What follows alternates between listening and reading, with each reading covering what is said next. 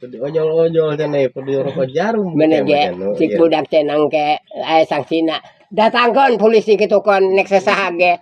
Atuh geus hak aing ieu kumaha aing bae. Lamun tina masalah orang ojolkan minyak kana rokok. Atuh heuh. Lagi di itu keneh diojolkeun. Henteu.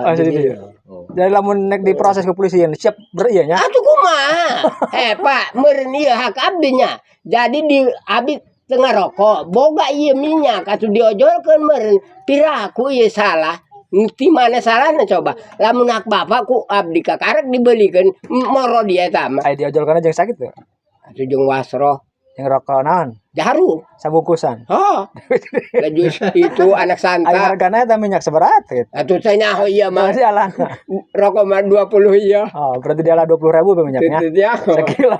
Da kumaha? Atuh mah cenikeun hanga rokok boga minyak ai aya mah dilayanan ku. Atuh kita tulus Mas.